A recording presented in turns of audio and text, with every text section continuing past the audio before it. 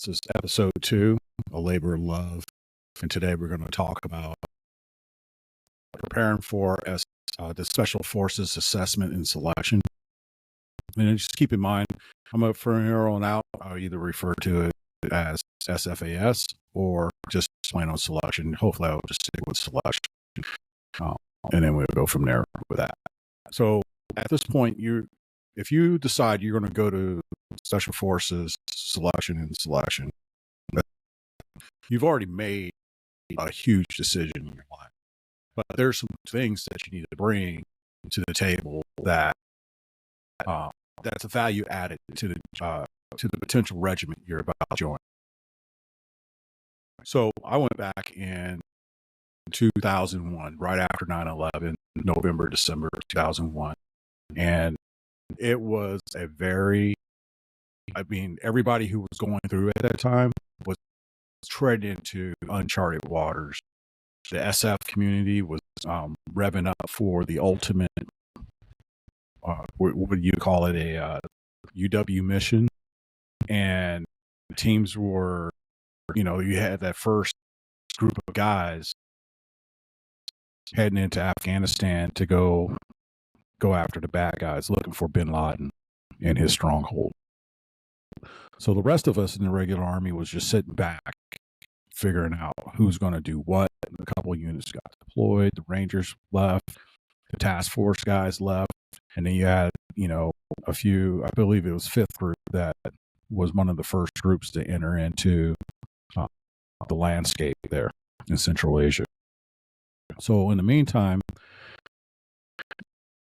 the rest of us were like, all right, what are we going to do?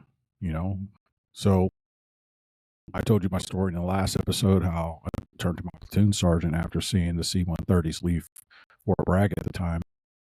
And I said to him, hey, I'm going to go to selection. So this is what the process was like for me back in 2001 during that time frame. And I'm going to just kind of walk you through what I went through and the mindset I had to bring to the table for my eventual donning of the Green Beret. So in November 2022, I head out to Camp McCall for selection. And one of the things that I realized that I had to bring to the table was a good attitude. And everything that entails.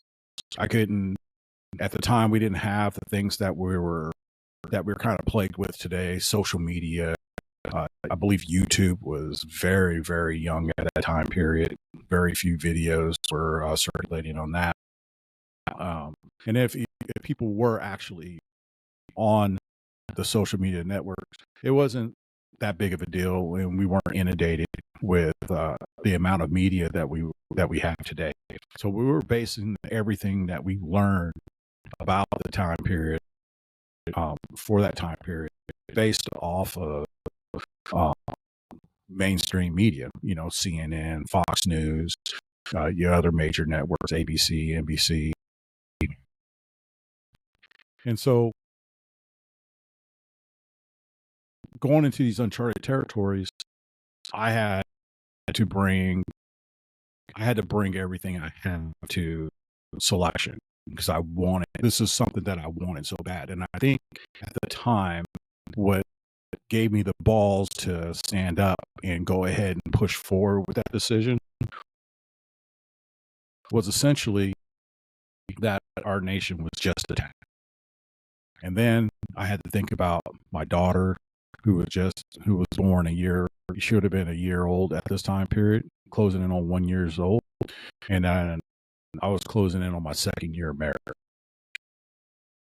And I had to take everything, all the bad attitudes that I had prior and leading up to it, to making that decision.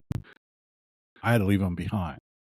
So my platoon sergeant, when I approached him about going to SFAS, he goes, look, man, at the end of the day, it's all on you. It's the big boy rules. He, having been selected and started the Q course and had to get out because of his marriage. And that's going to be the second point I make, outside of making, um, having a good attitude about going into selection. But anyway, he was 18. He had gotten selected and was now, going through the 18 Delta pipeline, and he got a good, a good ways through through the Delta program when it started interfering with his marriage, and so he had to drop. So that's what he tells me, and I believe him to this day. But anyway, so with that good attitude comes being prepared. You got to be prepared for the decision that you just made. That meant that once I had gone to the recruiter and they gave me the packet on, how to train up for it, because this is September. I went to selection in November, so that left me all the month of October to get ready for selection. So, short period of time, I wasn't that great at PT. Meaning I was scoring on average, about a 270 on my PT test. I was a strong rucker. I was a mediocre runner, but the push-ups and sit-ups, that part, and obstacle courses that we did, it really, I was right in the middle of the pack of my platoon. Now, mind you, I come from a support MOS, so a lot of these functions that we did as support guys didn't really pertain to going out on the battlefield, and we didn't have to be conditioned for that. So he says to me, he's like, "Hey, man, PT is still at 6:30. You still have your duties and responsibilities that you have to the platoon and to the company. You still have jumps you have to maintain, and you still have all your leadership duties that that's been bestowed upon you. So I'm all for you going to selection, but if you go, don't come back."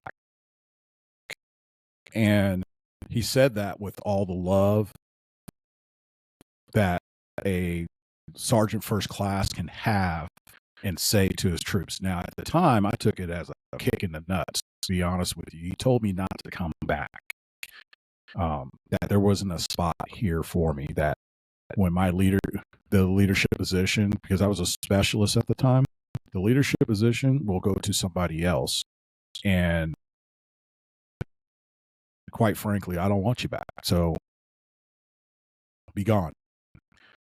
All right. So during that next 4 weeks, my unit was right down the street from the gym. So the gym opened up at 5 o'clock. So I would wake up at 3:30, get ready for the day, make sure my boots were shined, my uniform was pressed, drive to the gym, work out, I would park my car at the unit and then walk down to the gym, work out, run my butt back for formation, check in on my troops, make sure they're ready to go. And I, did PT, went throughout the course of my day. And at the end of the day, I was back in the gym for a swim. Then I headed home, pressed iron my uniform, shined my boots, got my gear squared away, and I did that for a month. And then in the meantime, I had to find time and money to get all the supplies I needed to bring with me to Special Forces Assessment and Selection. So I show up and I'm ready to go. And there was nothing going to stop me because of the very things that my platoon sergeant said to me. So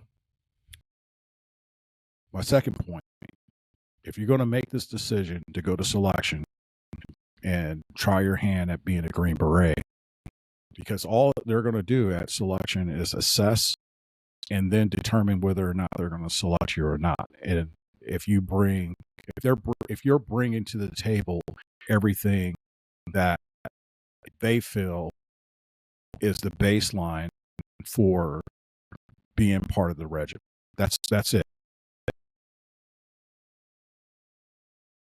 at that point, you get off that truck, there are a lot of realities that sink in. And so the second point I want to make is before you get on that truck, you make sure you talk this decision over with your spouse. Let them know what this what the second and third order effects of this decision is going to be on not just your career for the rest of your time you're in the military, but on the family.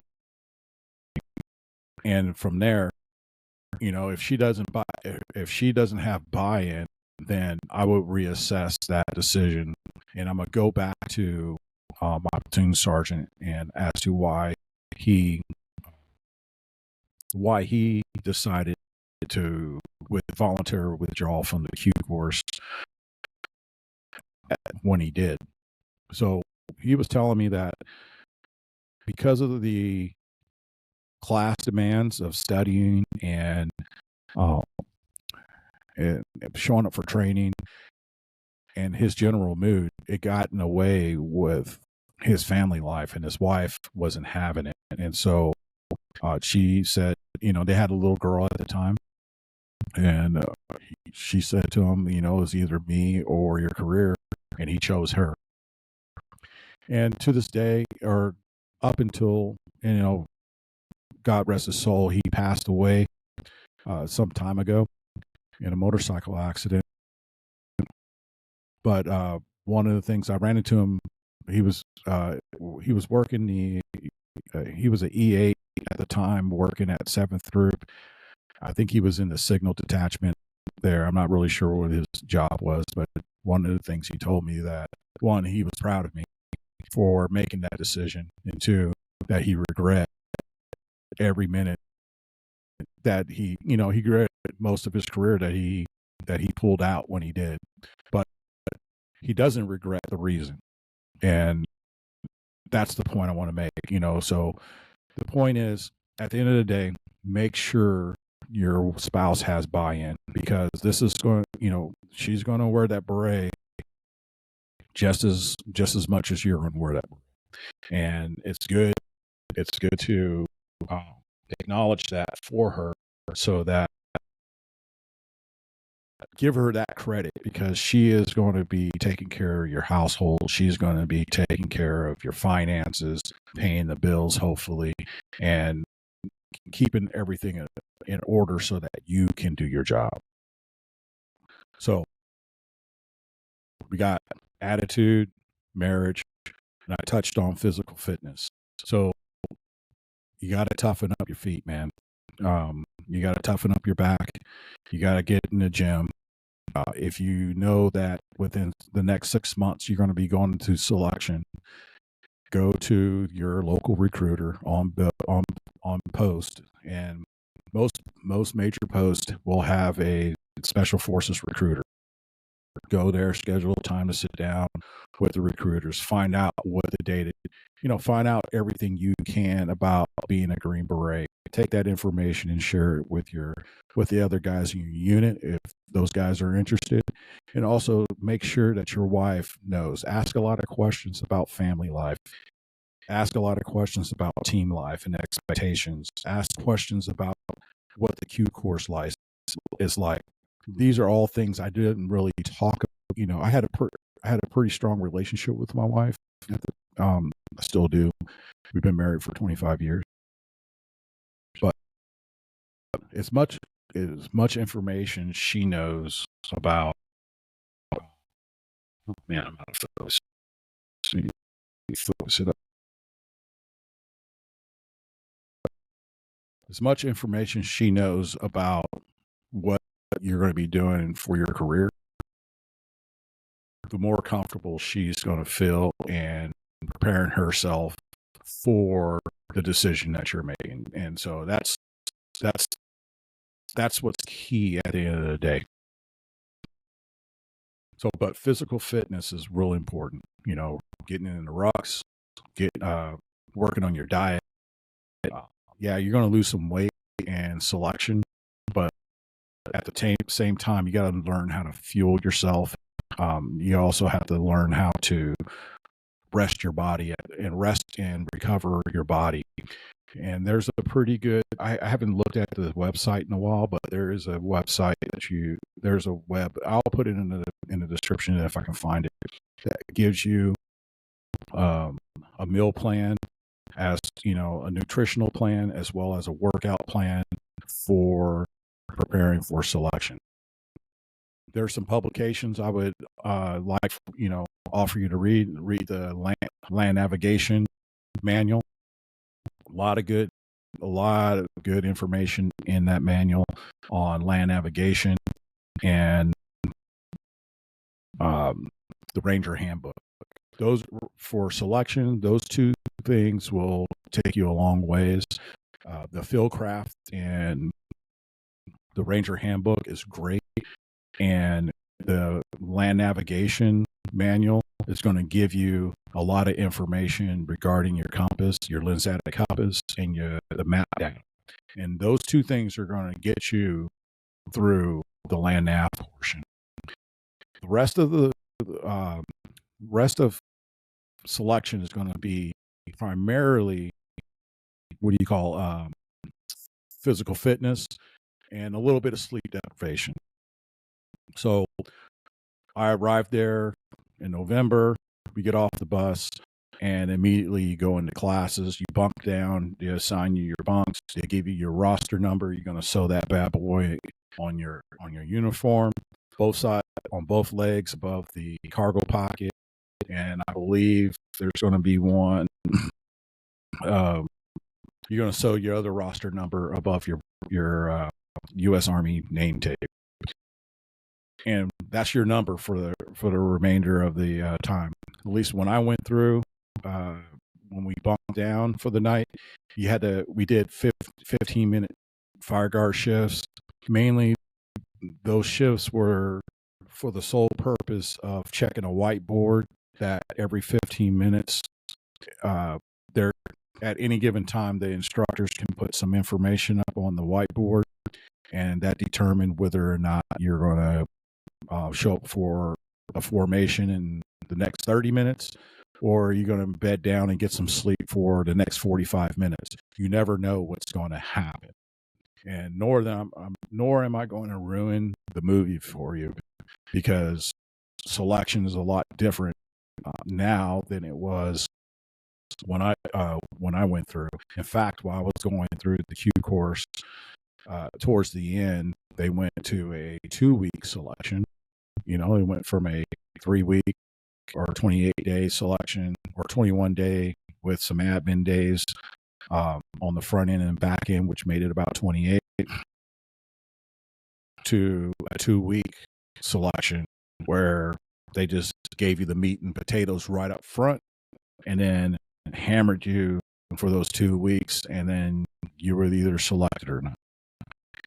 A little cool story about when I went through selection.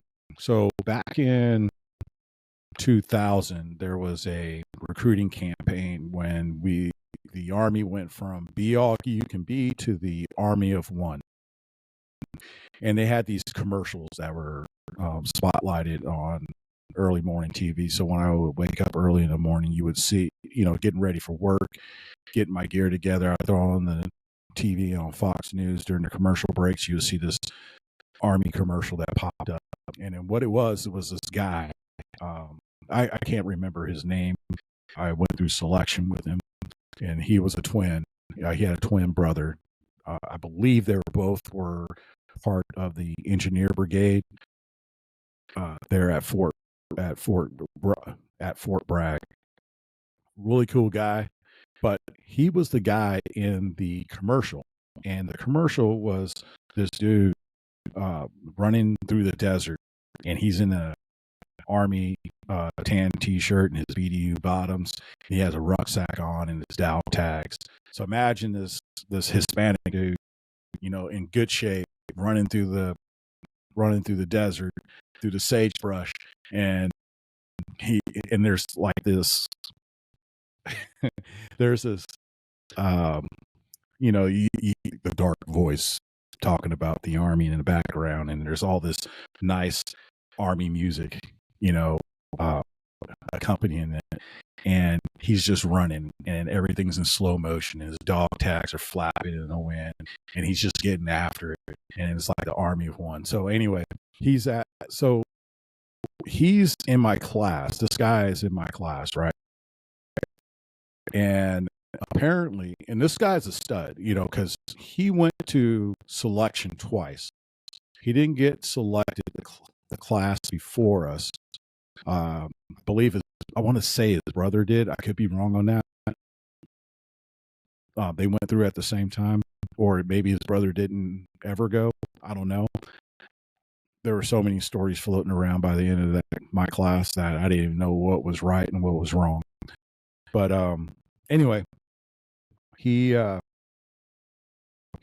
a 21 days non-select, and he was like, you know what, I can do this. And he went through my class and he got selected. And I don't believe he continued on with the Q course. I believe he decided to stay and can finish out his career as an engineer in the conventional forces. But anyway, these are the type of people that end up trying out for special forces, and everyone has a story, right? But anyway, third thing I want to talk about is friendships and your ability to socialize amongst other people, people that you don't know. One of the things that make special forces really unique is that we can build friendships and relationships with people of all walks of life. Excuse me, I just want to make sure I give my camera there some activity. Anyway, so back at it. So you have to have the ability to build relationships with people and talk and get along. One of the things that's really key and important for selection is to build those relationships, regardless if you make it through or not. All right, because at the end of the day, if you don't make it, but you built these friendships, guess what? You got that's the brotherhood that you've built for a long time. Now, when I went through, I was the support guy, like I said before, but I was also there with, and this right here gave me a lot of confidence. I was there with a bunch of Rangers, a bunch of infantry guys, a bunch of guys that were from other various combat arms, artillerymen, but I was also there with cooks and chaplain assistants and pack clerks, mechanics, heavy wheel and light wheel mechanics, tankers, what do you call them? Cav scouts, you name it. Everybody from across the Army was doing this thing, was trying out, was at selection during this time period. And the cool thing was, I latched myself on to the guys who were from Ranger Bat or who I thought to be Ranger qualified and the infantry guys. And the reason for that is because I kind of idolized them. These guys have already walked across the coals, the hot coals, so to speak, going through Ranger school. These guys have already spent days, if not weeks and months, out in the field. They came with a wealth of field craft. They came with a wealth of knowledge, and they also were really easy to get along with. Everybody there was pretty damn well easy to get along with, but there was a reason for that, and that's because there's a peering. You rate the guy to the left and right of you, even guys you don't know, and then you give them a peer rating, and if someone pissed you off, that's the way it was, but if you got along with people, you didn't find yourself getting stuck in that cycle, that pool of negative peers. So what I'm getting at is get along, be likable, but also have a degree of competence, because likability is only going to get you so far. And I have a story for that, and I'll tell it to you now. So there was this guy I went through the Q course with when I was going through the 18 Echo course. My my class was the first class not to have Morse code.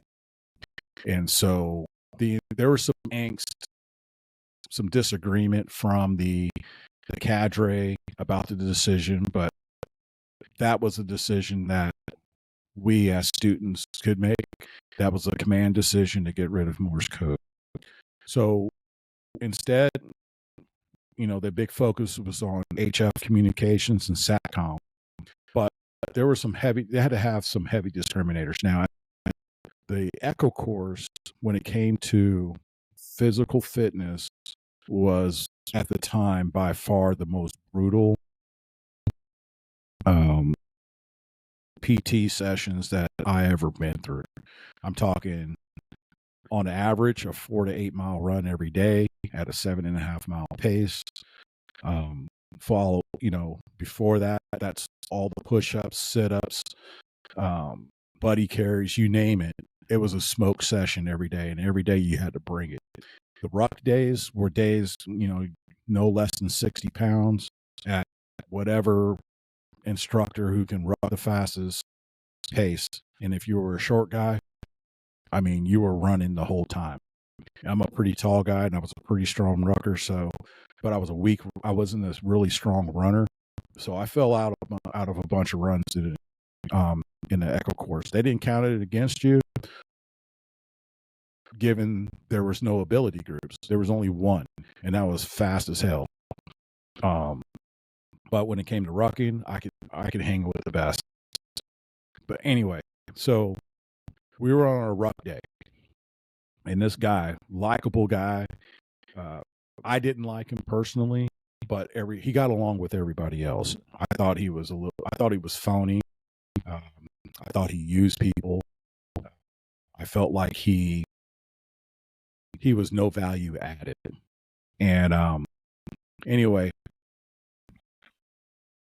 on this particular day, we've just finished up a ruck, and the instructor, he went around, he was picking, we were doing flutter kicks and push-ups with our rucksacks in front of us, and he would walk up and pick up, because don't be light, don't be late, and don't lie.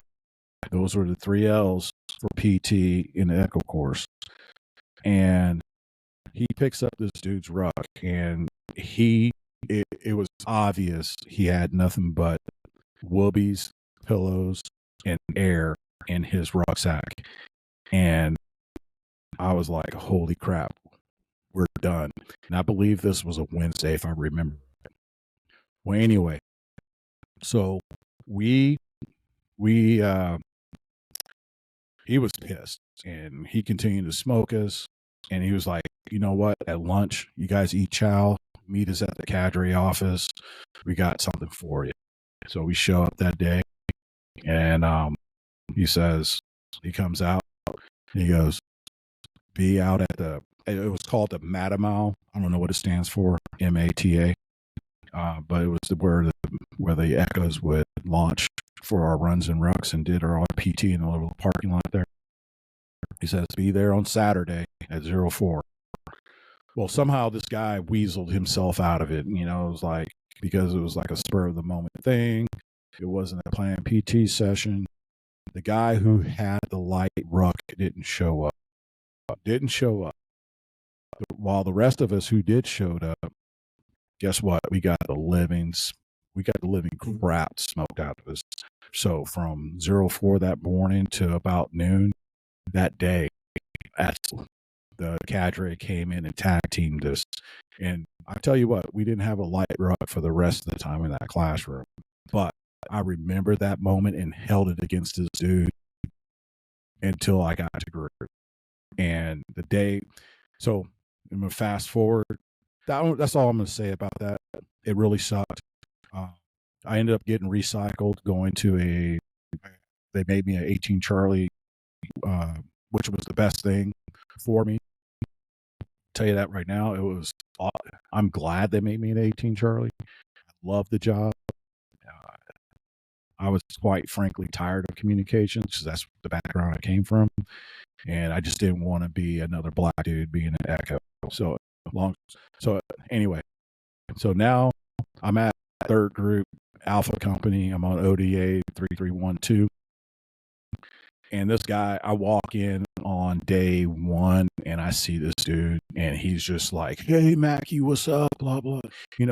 Trying to be my friend. I was like, I was with my platoon, my team sergeant at the time. I'm just going to call him Hamchuck because that's the nickname that he went by on the team. So Hamchuck was like, "Hey, because mind you, this guy got to group before me because of my recycle."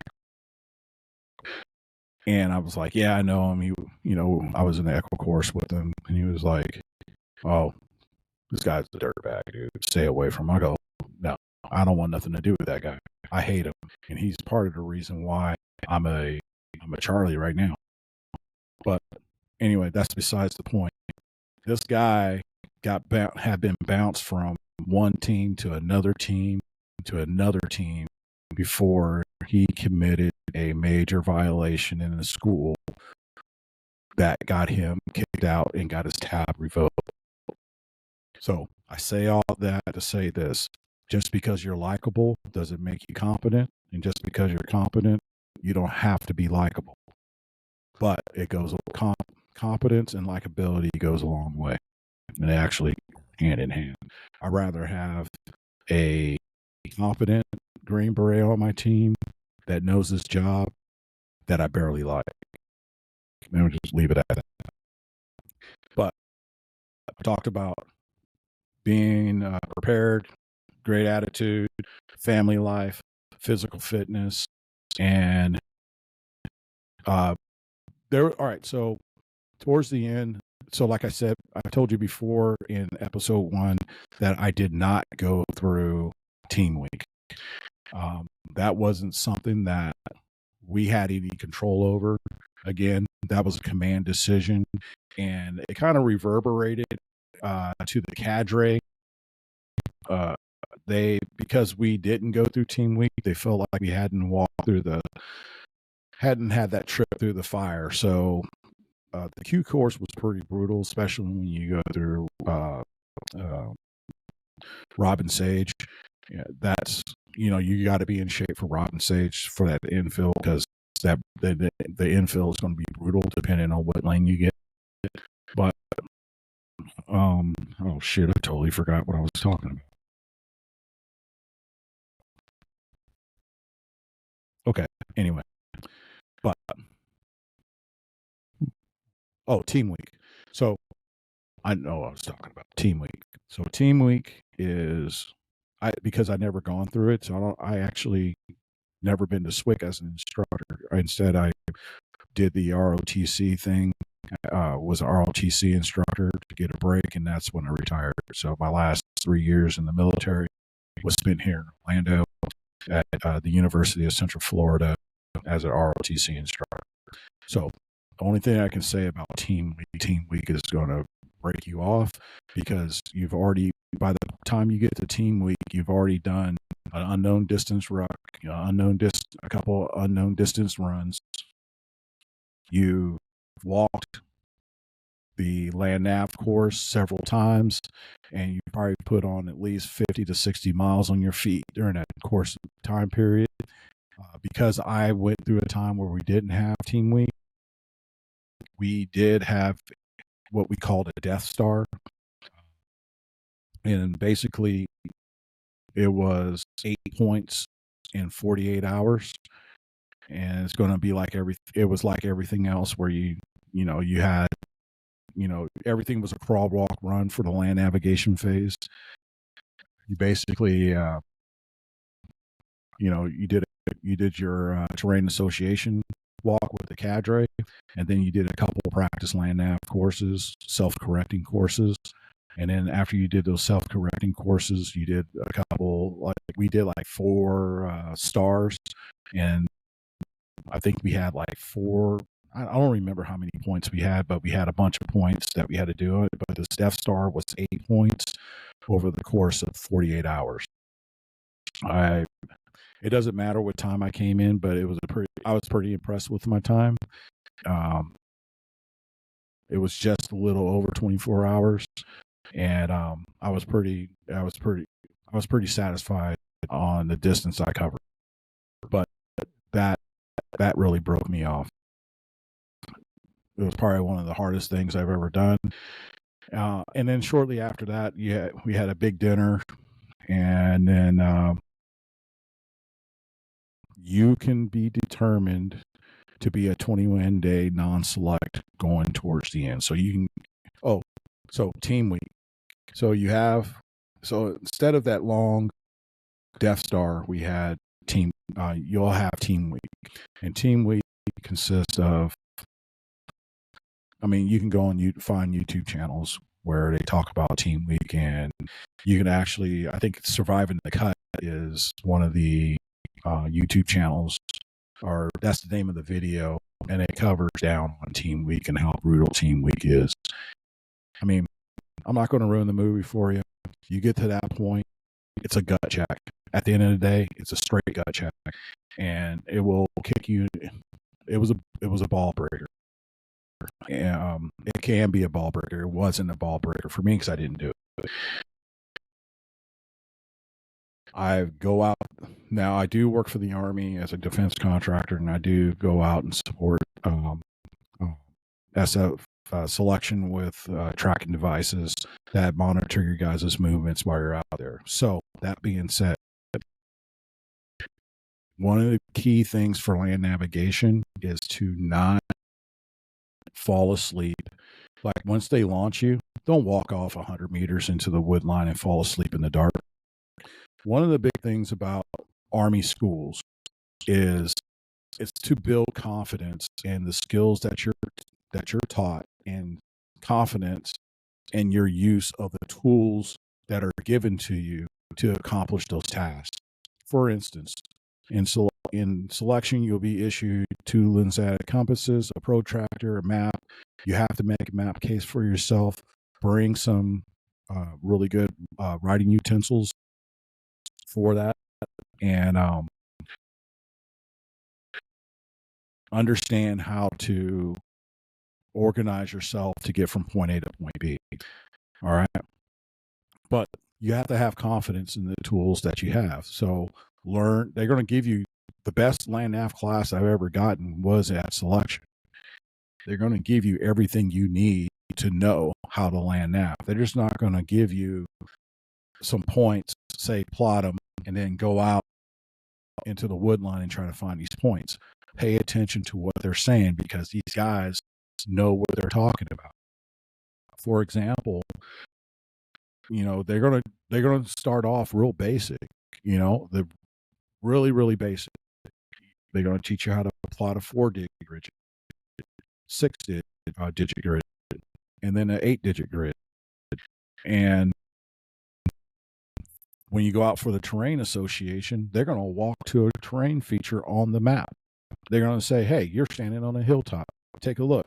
And then they're gonna describe what a hilltop is. They're going to define what that is. And then they're going to say, "Follow me." And the cadre, wearing a ruck, weighing about the same as you're wearing, he's going to take off, and you're going to follow him to the next point. And they're going to say, "Hey, this is the Ho Chi Minh Trail, or this is Baggett Lake, or this is," they're going to point out these terrain features, and hopefully take you down the Scuba Road and show you where the only crossing points are. Don't cheat. There's no point in cheating. You're not benefiting yourself by cheating on the land nav course. Don't try to go out to Hoffman and try to take these, $100 courses that are going to show you where all the points are. Dude, just go out there blind and trust your equipment.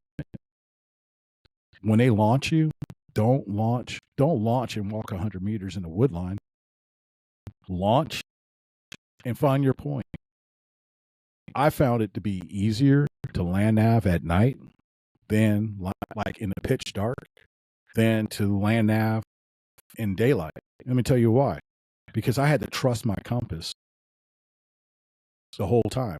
And if I remember correctly, I finished up my land nav, if I remember correctly, in the early hours of the morning, like a couple hours after sunrise. heading off to my last and final point when the sun was over the horizon. I trusted my equipment, and I really wanted it. The only time that I questioned my life and my life decisions was when we were doing that 48-hour rock, or that 48-hour Death Star. And let me tell you why. Because I got tired, I got hungry, I was sweating. I mean, my feet were aching, and I made all sorts of promises to God and country if I made it through the Q course and I got selected, what I would do. And I still owe God a lot, but that's besides the point. At the end of the day, give it all you got. Don't cheat. Don't try to bring out any land navigation aids that will help you, because they will find out. You will get found out either by an instructor or another student, or you'll give yourself away. I've seen it. I've seen guys get caught with GPSs. I've seen guys get caught with having been out there before and trying to mark places to go, and it just doesn't work, man. Pay attention to the cadre. The cadre are going to give you everything you need. Take copious notes, and hopefully, one of these podcasts, I'll talk about land navigation and what I did, and what I still do when I go hiking. I can talk about it now. Anyway, all I do is I make sure I plot my point, right? I plot it. I make sure I check it twice. Plot where I'm at and plot where I want to go. I do it twice. It's that whole carpenter adage of measure twice, cut once. Then I measure up my distance. How long is it from the straight line distance? And I look at what's in between where I'm at and my endpoint. I look at my endpoint and I establish a backstop. And a backstop is it's usually like a terrain feature or something beyond the point that I can easily identify if I go too far. Then I scoot back a little bit from the point and I look at an attack point. An attack point is a known point, like an intersection or a hilltop or a ridge line or a draw, or like something that you just easily identifiable. Once you get there, you know it's there, right? And I measure the distance, and usually my attack points are no more than 100 to 150 meters. I try to, if I can't find that, and maybe it's 200 meters. If I can't find that, then it's maybe 400 meters. Who knows?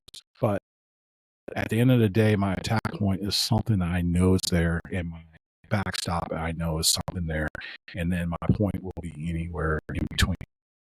Now, you're allowed to what they call handrail a road. You can't be anywhere. You can't be closer than 100 meters to the road and walk in parallel to it. You can cross roads, but you cannot navigate using roads. You kind of do, but you're not, So what they want you to do is trust your equipment. And so you can handrail a road, and that's walking parallel to the road, but you have to be 100 meters from it. And you can use those to get you to your attack point. A lot of times what I would do is, depending on where I was, if there was a major road, like a 3-wire road or 5-wire road, so to speak, I would find that road and I would parallel it until I get to my attack point. Use my attack point. It might be a 5-point intersection. I'll cross that directly and continue on to my backstop. If I hit my backstop first and I hit the point, then I know I've gone too far. Then I'll just back it up and start boxing my little corridor. And that's what I did. And I would write out each of my azimuth, my lengths. I never traveled in a direct straight line from point A to point B. A lot of times there was a dog leg. I would dog leg towards a road. I would travel towards a road, and then I would parallel the road until I crossed another road, and then I might have to take but I wrote down how far I was doing each of those legs. So I knew, all right, hey, for the next 400 meters, I'm going to walk on this azimuth parallel on this road, and I should hit 1, 2, 3 roads, and then I might hit my attack point at that point. Next thing I would do is, along with that, is I would make sure I have a good pace count. So you're going to have an opportunity where they have lanes that are measured out for 100 meters for you to figure out what your pace count is. Do it at night, do it in the daytime. Mine was the same for both. My pace count really hasn't changed much since selection. I'm around, mine is 60. I would recommend that your pace count end on a 0 every time. So, increments of 10, 20, 30, 40, 50, 60. Mine is 60. So if it's 64, I know if you move 6, so if you measure out in your I know there's going to be at 10 kilometers, there's going to be a 100-meter discrepancy. I know that. I understand that, but I also understand that I'm not going to always be walking in a straight line. And so sometimes I might be going downhill. Sometimes I might be going uphill. So 60 was the little sweet spot for me. What you can also do is find a place that has 100 meters that's uphill and do a pace count that's uphill. I would do it both walking and running. I would also learn how to fashion a pace count beads out of 550 cord or paracord. You can buy the little plastic ones out of like Ranger Joe's or whatever. I found those tend to break, and I think what we ended up using in the Q course is the M81, the rubber stoppers that are inside the demolitions, the initiators. You can tear those apart, and they have these little rubber grommets on the inside. And those were great for pace count beads. They lasted forever, but you can use just regular pace paracord to make the beads. And maybe I can do a YouTube video on that. I believe I might have one in my older, when I first started off. I don't remember if I have one or not. I could do a new one. Who cares? But yeah, and so at the end of the day, when it's all said and done, let's talk about. I'm gonna at least talk about how they did how we found out if we were selected or not. So towards the end, after we had done our Death Scar, we had our big dinner. We were all kind of sitting around. There was a bunch of guys who didn't get any. And mind you, I left a lot of stuff out. I didn't talk about Nasty Nick. I didn't talk about, that's the obstacle course. I'm not going to talk about the runs or what the physical fitness requirements are because I just don't know anymore. I haven't been down. I go out to selection, but for work, but my job is not focused on that portion of the Q course. My focus is primarily on the land nav portion, and I'm not an instructor or anything like that. I just provide a tracker that you guys will be wearing so if you get hurt, the cadre can find you. But back in the day, when I went through, at least when I went through, the cadre came out.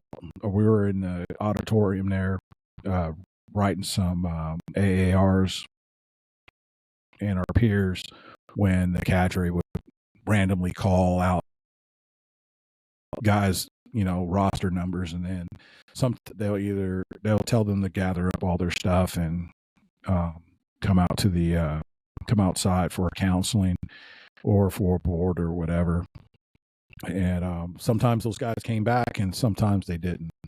And so I believe we started off with, I'm just going to say, the class size back then was 400.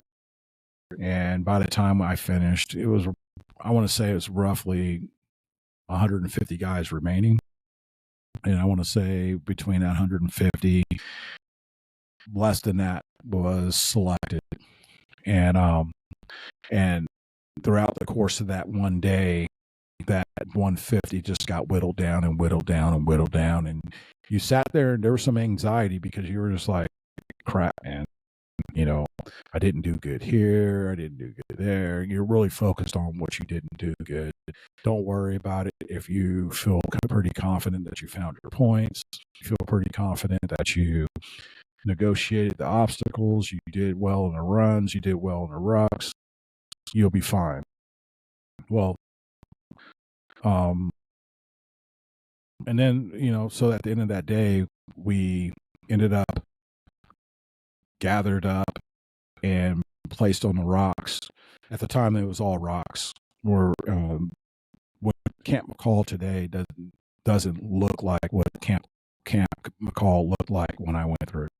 So they had this huge formation on the rocks, and they did one last call of roster numbers, and you weren't really sure whether or not those guys made it through, but they came back and joined you in the formation, and then they did one last call of numbers, and they said, hey, if we call your number, move off to the left, and you guys remain standing.